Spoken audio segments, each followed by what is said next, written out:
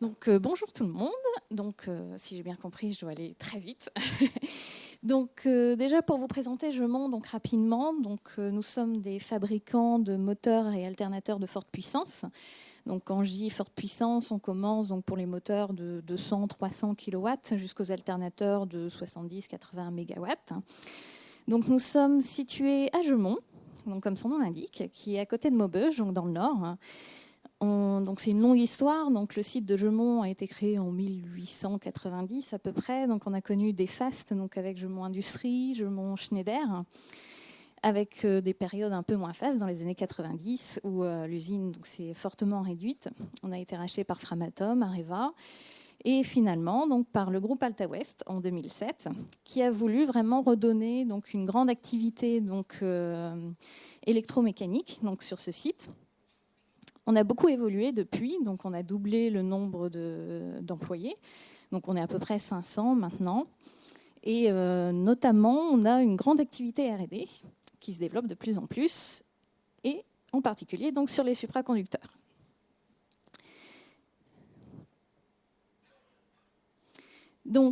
Rapidement, je vais vous présenter le principe des matériaux supraconducteurs et ce qu'on trouve au niveau commercial pour les hautes températures.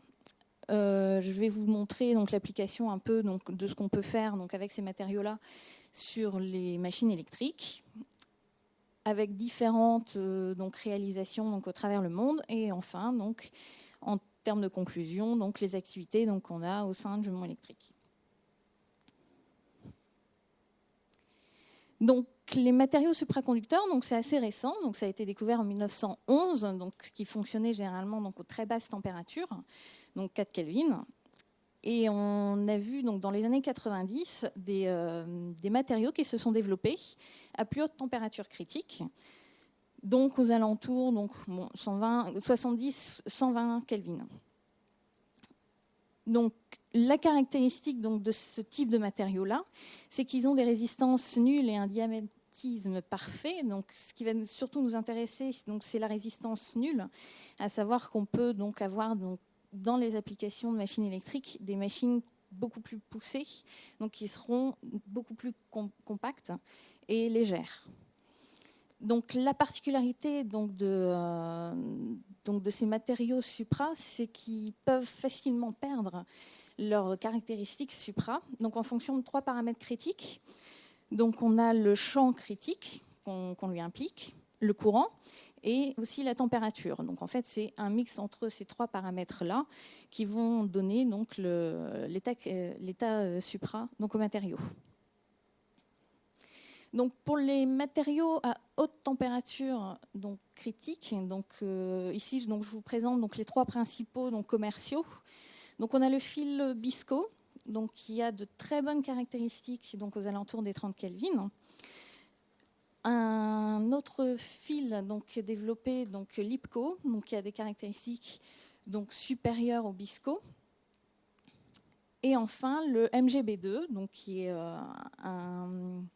un fil qui a aussi de très bonnes caractéristiques, qui est très abordable. On a un rapport 10 au niveau coût entre un MGB2 et un Bisco ou un IPCO. Par contre, ça demande des températures un peu plus basses et un peu plus difficiles à mettre en œuvre.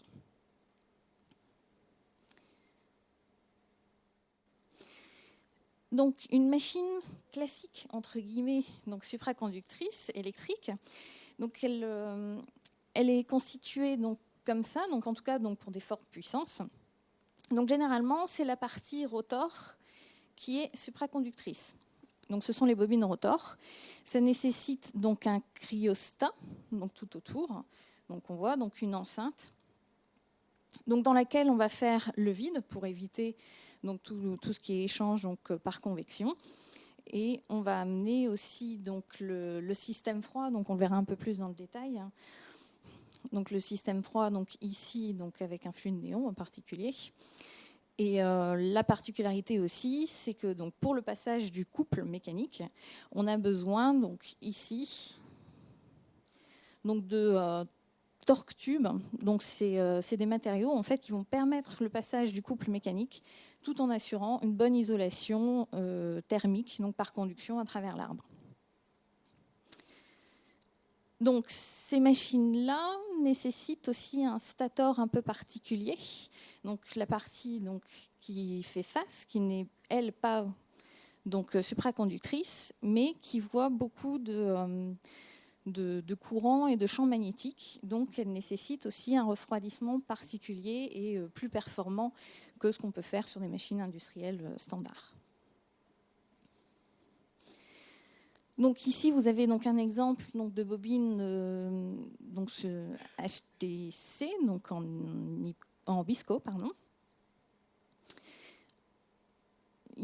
Comme je vous le disais, donc on a donc l'état supra donc en fonction de 3 paramètres. Donc la particularité, c'est la surveillance donc, de ces bobines-là, donc pour éviter donc, qu'elles perdent leur état supra. Donc on a tout un système donc, de surveillance associé. Pour les systèmes de refroidissement, ici, donc on a deux on a deux systèmes principaux. Donc ici, donc c'est donc un refroidissement par néon. Donc on injecte le néon donc sous forme liquide, donc au travers le rotor. Il change de phase et on revient ici donc par le même tube en fait, mais à l'extérieur en état gazeux. On a aussi donc, des refroidissements donc, par hélium directement en circulation gazeuse. Donc ce petit graphique-là, donc on ne va pas rentrer dans le détail, mais c'est juste pour dire que chaque watt perdu à l'état cryogénique, on le paye forcément donc, sur le groupe donc, qui est associé, donc, qui nous permet de maintenir cette température-là, ce qui a un impact important pour nous, donc, fabricants de machines. Donc, si on propose une machine donc, pour une propulsion de sous-marin, par exemple, on ne peut pas lui dire, bah voilà, la machine est beaucoup plus compacte, mais il vous faut donc 15 mètres ou plus de navire pour pouvoir mettre les batteries pour alimenter donc, votre groupe froid. Donc c'est aussi un bon compromis donc au niveau du dimensionnement. Donc juste quelques exemples donc, de réalisation donc, à travers le monde, donc déjà donc, en Europe, donc, chez Siemens, pour ne pas les citer. Donc ils ont créé donc, plusieurs générateurs donc en fonctionnement, donc qui ont très bien fonctionné. Donc basés donc, sur des fils BISCO, donc à 30 Kelvin. Donc juste à titre indicatif, donc le moteur donc, de 4 MVA que vous voyez ici, un équivalent donc, en puissance sur une technologie conventionnelle, donc on aurait un moteur de 11 tonnes à peu près. Ici, donc avec la Supra, on est arrivé à 7 tonnes. Autre exemple, donc aux États-Unis, donc chez American Superconductor. Donc, notamment, donc, le deuxième exemple, qui est le plus gros moteur Supra donc, jamais réalisé, donc de 36,5 MVA. Donc c'était dans l'objectif d'une application marine militaire, donc ça a très bien fonctionné. Bon, je ne sais pas s'il est embarqué à bord, mais en tout cas, il a fonctionné. Où là, clairement, donc, le gain est très visible parce qu'ils ont réduit de 50% le poids de la machine. Autre exemple, donc en Asie, au Japon, où là, donc, ils ont créé donc, un moteur donc, sur une technologie un peu différente. Donc cette fois-ci, on est sur une machine donc, à flux axial. Donc c'est plus donc, 2 cylindres qui sont coaxiales, mais c'est 2 disques qui se font face. Et donc cette fois-ci, donc, le refroidissement donc, était assuré donc, par de l'azote liquide, donc à des températures un peu plus élevées, donc à 77 Kelvin. Donc on a à peu près donc, 80 donc, réalisations donc, au travers le monde. Donc là, c'est juste un petit peu donc, en fonction donc, des topologies. Vous avez donc les puissances des machines développées donc, en fonction de la température. Donc on voit très clairement donc, 2 zones de température donc, se distinguer. Donc ici, donc, au niveau donc, des 30 Kelvin et des 70 Kelvin. Sachant que nous, ce qui va nous intéresser, c'est surtout donc, les machines à forte puissance, qui sont surtout à 30 Kelvin. On a également donc, listé un petit peu ici donc, le type de fluide cryogénique. Donc vous voyez, donc, principalement, donc, nous avons une utilisation du néon. Nous avons aussi l'hélium, donc sous forme gazeuse ou liquide. Et donc pour les températures un peu plus élevées, donc, on utilise directement l'azote liquide. Pour ce qui est donc de l'emplacement de la cryogénie, comme je vous le disais, une machine classique, entre guillemets, donc la cryogénie est située au niveau du rotor. Donc ici, donc, dans la partie tournante, plus marginalement, elle est au stator, donc dans la partie fixe. Donc ça, c'est lié aussi donc, sur le type de machine. Donc pour les fortes puissances, nous avons surtout des machines, donc des moteurs synchrones, enfin moteurs ou alternateurs synchrones à pôle saillant, donc où on a donc des bobines donc, qui sont situées au rotor qui ont un courant continu. Sachant que actuellement, donc les bobines Supra, on ne connaît pas vraiment leur réaction donc avec des courants alternatifs. Donc c'est pour ça aussi que nous avons une majorité donc, de la cryogénie tournante.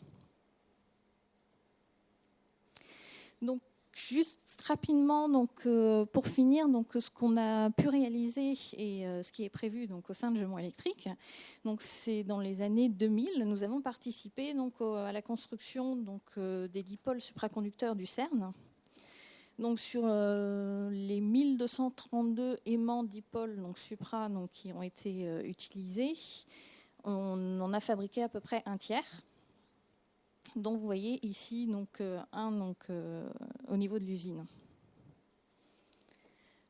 Plus récemment, on a eu un projet donc, qui est toujours en cours donc, avec l'Agence nationale de la recherche, qui mettait en collaboration donc, deux laboratoires et nous-mêmes, donc le Green à Nancy, donc, qui sont très réputés donc, pour les machines électriques Supra, et le Creta, donc plus pour une partie donc, matériaux, donc situé à Grenoble, si je ne me trompe pas.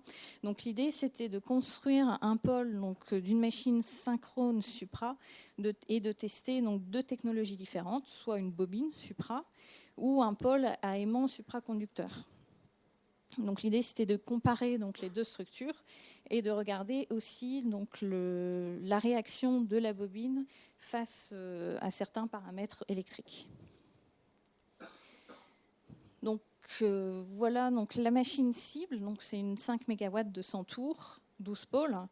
Donc vous voyez ici une coupe et ici donc, uniquement donc, la partie qu'on a retenue, donc le pôle donc, avec un système donc, cryogénique au niveau du rotor, bon, bien que là ce soit une maquette statique, hein, mais donc, représenté donc, au niveau du rotor. Donc au niveau des bobines, on a choisi donc, des bobines BISCO donc, qui vont fonctionner donc, à 30 Kelvin. Donc les bobines, donc vous les voyez déjà ici, donc qui sont arrivées, donc sur lesquelles on a fait quelques tests préalables. Et donc notre pôle donc est ici, donc avec une vue un peu éclatée. Donc il est en cours de finalisation donc de conception et de lancement donc pour les appros. Donc ça, ce sera quelque chose qui va tourner donc d'ici la fin de l'année. La deuxième partie, donc, après donc, les bobines, donc, l'idée c'était de tester donc, des pôles à aimant aussi supraconducteurs. Donc ça, c'est pas encore très avancé parce qu'on a de grosses, enfin c'est le Creta en particulier qui s'y colle, mais ils ont de grosses difficultés à créer ces pastilles-là. Donc ça, ce sera un peu plus tard.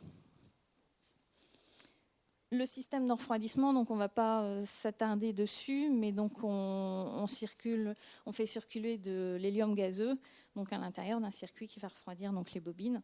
Et donc là, vous avez un petit peu le schéma donc, du groupe complet. Et pour finir, donc ça, c'est un projet qu'on est en train de lancer. Donc on est dans la partie administrative, signature des contrats, etc. Donc c'est un projet européen qui s'appelle EcoSwing. Donc vous voyez un petit peu donc, tous nos partenaires. Donc l'idée, c'est de construire un générateur Supra donc, pour une éolienne donc, de 3,6 MW qui sera installé donc, au Danemark. Donc sur une éolienne donc, de test de Envision. Et l'idée, c'est vraiment de montrer la capacité que peut avoir ce type de technologie-là sur des applications type éolien. Voilà. Je vous remercie.